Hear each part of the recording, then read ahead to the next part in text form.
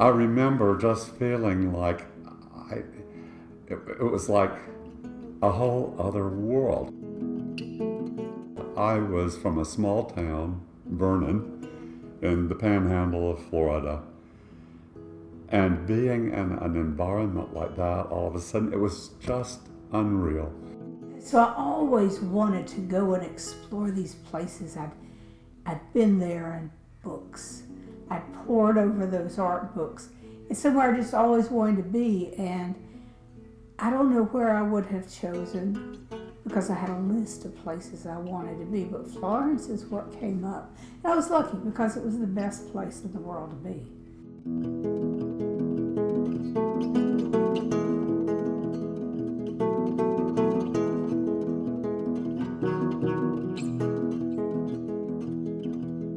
You know, here I was a humanities major going into my senior year, and then I heard about this program.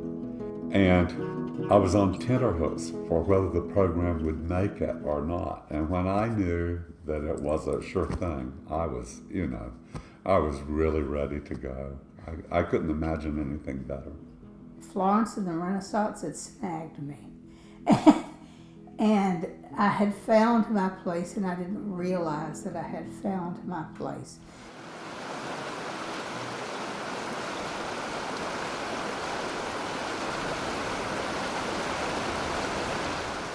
I'm not sure how many days it rained in sequence, but it was just a massive amount of rain for days and days. I and some friends walked down to the Arno just to look at it. We were concerned a bit. It was just remarkable because the Arno was practically a rapids. It was just so full and rushing. It was very, very strange. And indeed, that was right before it happened.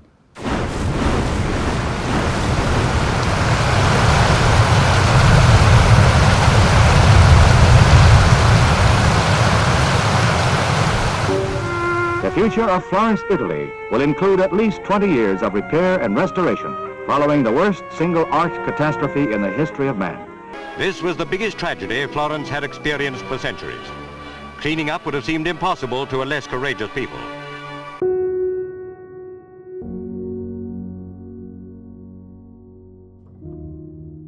We knew something was going on. We all were worried, and I remember sitting in the stairwell of the hotel, wondering if the hotel would flood. We were all worried about the Uffizi and the Ponte Vecchio, if the Ponte Vecchio had gone down. We got up that morning, heard the river was flooding, and so we all went to look.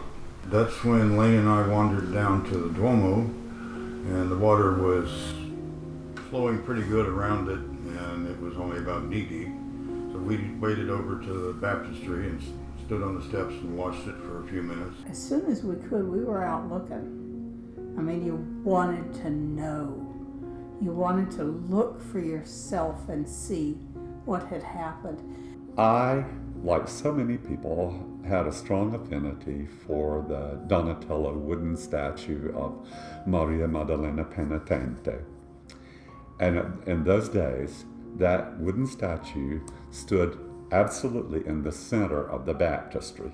And I was worried sick about that statue. I could just see inside the baptistry, and there in the gloom, in the murk, I could see the outline of Maria Maddalena standing there on the pedestal. It was still upright, so I thought, well, at least it has survived it. I remember clearly being at the Duomo and at the baptistry.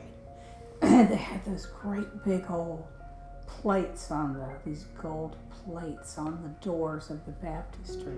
The doors were absolutely swollen and buckled. And they were slightly open, and the panels had all popped off the door, and they were all lying in the mud, held in by that metal grating. I realized that there probably would be a lot of damage. The thing that stays probably with most of us was the smell of oil and mud together. It's the oil that leaked out of the cars. It's really thick and viscous, and the dirt stuck to the oil. So there was a slick on everything. And then there was, the mud had about 6-8 inches of oil in it. And then when, of course, the water left as quickly as it came up, it kind of sucked into areas at a narrowing spot. And it wasn't in every street. It was just the path of least resistance. You still remember people, the vacant looks, the shock. Turn on your TV, you'll see it now in Louisiana. Their floodwaters are up at the same area. It's before the anger and the frustration starts in. It's the blank look, the dead look, before you get busy and start shoveling. In the National Library, students helped to salvage the thousands of rare books and priceless manuscripts that lay for days in the water. The work, say experts, may take years. 8,000 paintings may be damaged beyond restoration. They put out a call at some point, if you could come and help, because they were trying to get stuff out before it got destroyed.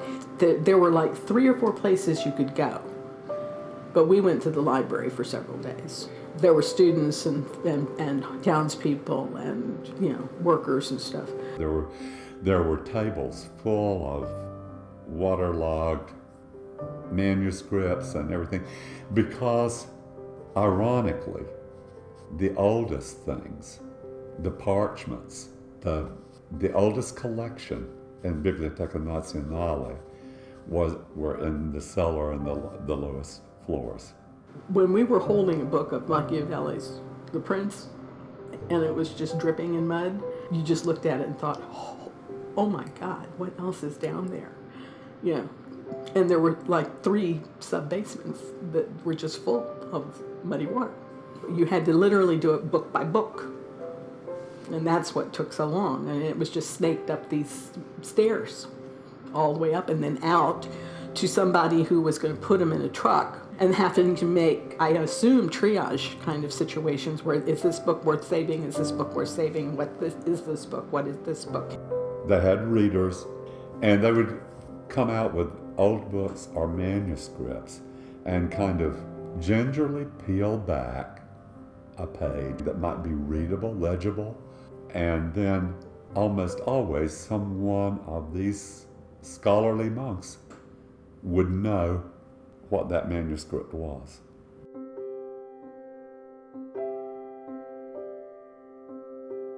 The mud didn't bother us. What bothered us was the fact that, and it wasn't really from our street, it was from behind us, the next street over, where the water had run in and destroyed the basements. And the basements were where all the heating boilers were. And it's cold, and there wasn't water to wash with.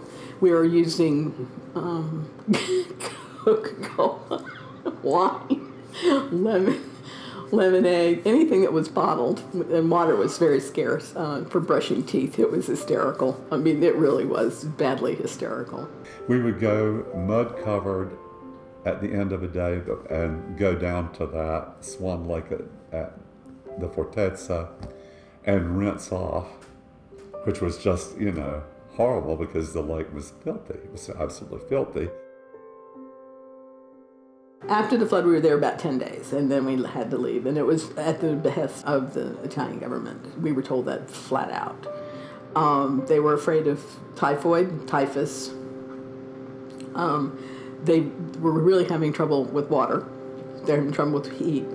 There was no place we could go. There's so many of us. There were only 2 other study centers. And I'm pretty sure that most of Stanford had already left. The funniest thing is I distinctly remember sitting in the bus going to Rome thinking, what hotel in their right mind is going to let us in? When we were taken to Rome for a little R&R recovery trip, they had a reception for us, and we were given the keys to the city, and it was a recognition of what we had done.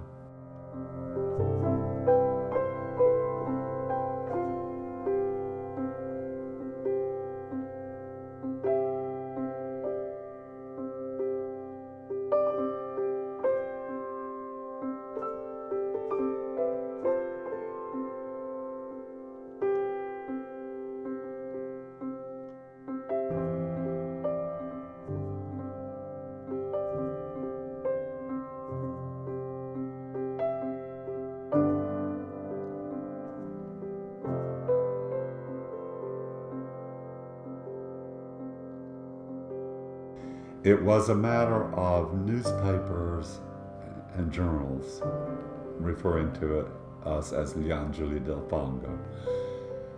I think we were sort of surprised by it. Young people came from all over Europe and Italy too, and they were part of the effort, and they were Angeli del Fango too.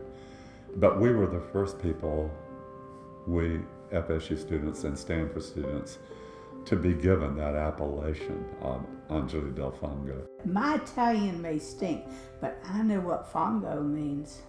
I'll never forget what fango means.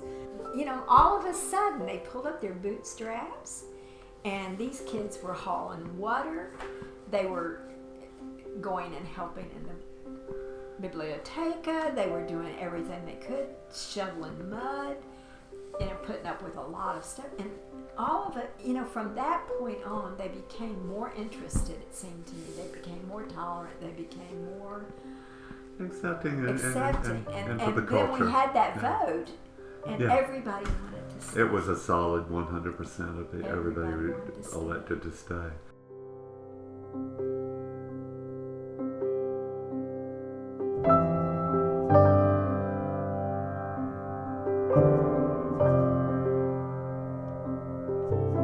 If you're living abroad and something goes terribly wrong, I don't think most people are going to even question.